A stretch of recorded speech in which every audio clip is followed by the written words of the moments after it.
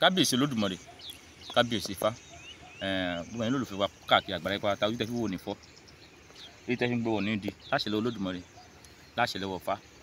Kì í fẹ́ wù mí púpọ̀ láti sọ̀rọ̀ nípa òṣèlú, ṣùgbọ́n tí a bá rà àwọn èèyàn wa tí wọ́n ṣe dáadáa ká lù wọ́n lóyún ọ̀gbọ̀ ẹnu. Wọ́n pe ọmọkùnrin kan ní Very Dark Man VDM. Nǹkan kan ṣẹlẹ̀ ní Benue State tí àwọn X-Men tí wọ́n wọ bíi village báyìí ni wọ́n dẹ̀ wọ̀ bẹ̀ lálẹ́. Wọ́n pa àwọn èèyàn lọ rẹpẹtẹ, wọ́n sọ àwọn èèyàn mọ́lé. Ìyẹn tó dùn mí tó fi ṣe fídíò yẹn gan màá sọ o, ìyẹn ọ̀rọ̀ sùúrù sí ni, bọ̀ mọ́ kọ́ fẹ́ kí Very Dark Man kú iṣẹ́ náà torí pé èèyàn gidi ni irú àwọn èèyàn báwọn ó sọ wọn iṣẹ́ tá a gbérùn tiẹ̀ nu kò sì lè ń láṣẹ lọ́wọ́ Olódùmarè.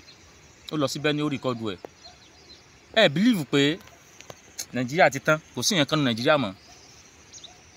Bílíìfù pé ìgbà tí Very Dark Man tó lọ sí tó gbọ́ information yẹn tó lọ sí Benue State ní federal government tó ṣègbésẹ̀ lórí ní federal government tó gbèsè lórí yín tó ṣẹlẹ̀ ní Benue State yẹn.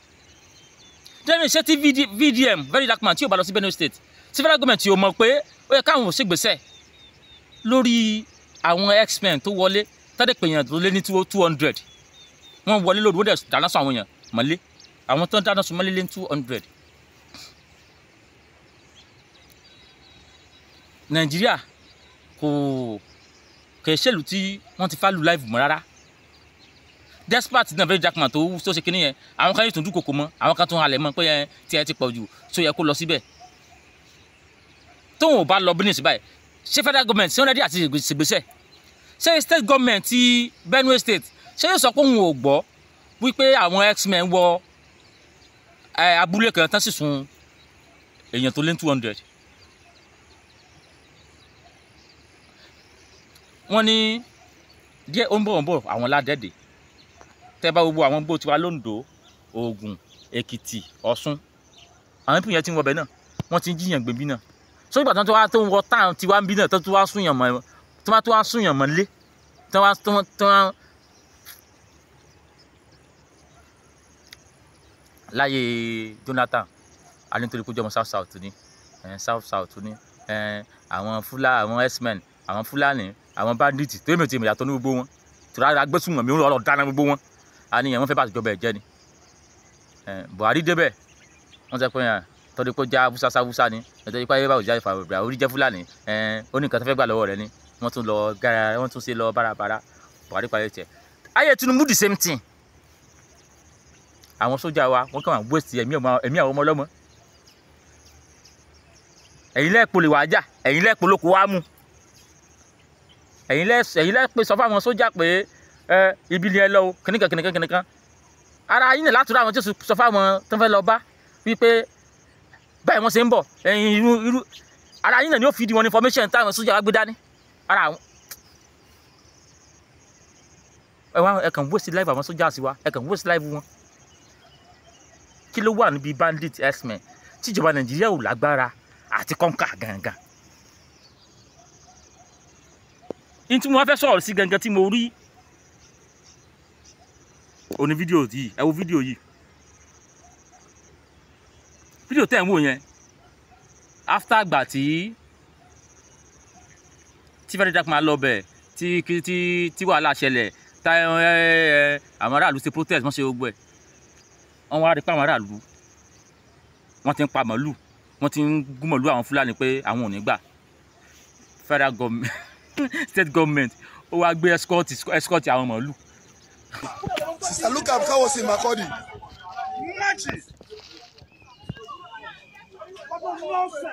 Sister, look at Kawosi Makurdi.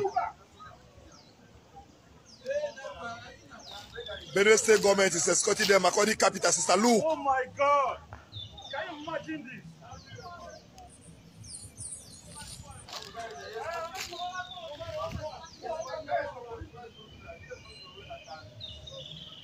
So, friend. Benue State government is escorting the Makurdi capital. Sister, look. Oh my God! Can you imagine this? State government wọ́n á fi mọ́tò escort màálù ní Benue State. Òun lẹ́rìí màálù àwọn ọlọ́pàá wọ́n wá escort màálù generally live àwọn ará Benue State kò nítumọ̀ sí gómìnà Benue State bíi live màálù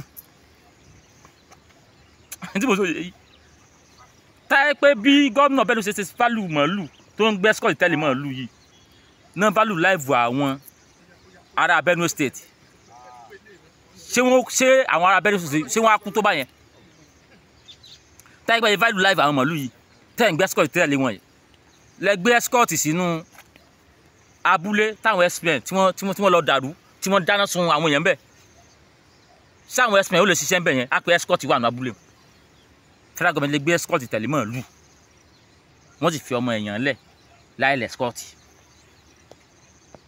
èmi ò tí àwọn bóyá ó dàbí pé live màálù gan fẹ́ ní live màálù gan ní value síjọba wájú live àwọn aráàlú lọ wọ́n ti mọ̀ kí màálù wọn wọ́n kì í máa lù wọ́n màálù kan wọ 1 million ṣùgbọ́n ẹ̀mí ìwọ kò wọ 10,000 lọ́dọ̀ yín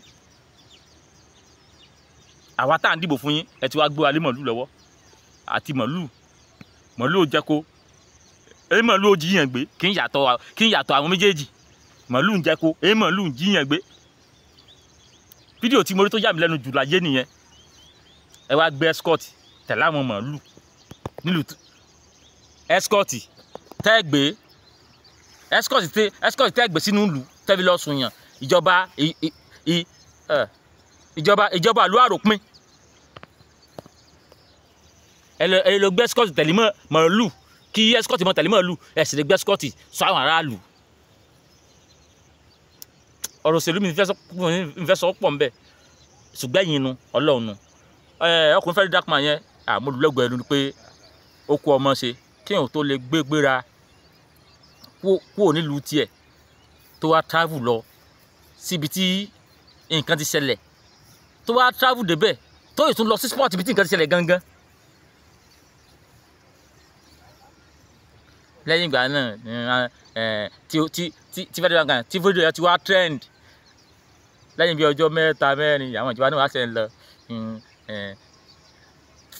wọ́n ti wá ṣe yẹn kan tó wá tó jọ mí lójú ìgbà tí president ń bọ̀ wọ́n lọ kó gbọmọ skul sójú títì wọ́n kún gbogbo ìlú wọ́n kún láti welcome president ẹ̀yẹ tẹ̀rí ṣe fáwọn tí wọ́n lọ tán lọ súnmọ́ nulẹ̀ ẹ̀sẹ̀ fún president torí pé ń bọ̀ táwọn president tẹ láìvù tiẹ̀ nìkan tó wá value ju láìvù gbogbo àwọn tí wọ́n sún lọ ẹ wo ẹ̀yin nu ọlọ́run nu nílùú aláròkun tá a wà yìí kọ́lọ́mọ jẹ́ kíkan kí mo rò kankan nu wà pin ṣùgbọ́n àwọn olórí eléyìí méjì rò wọ́n pin o kò sọ́mọdé yẹn kan nù gbọ́njọ́.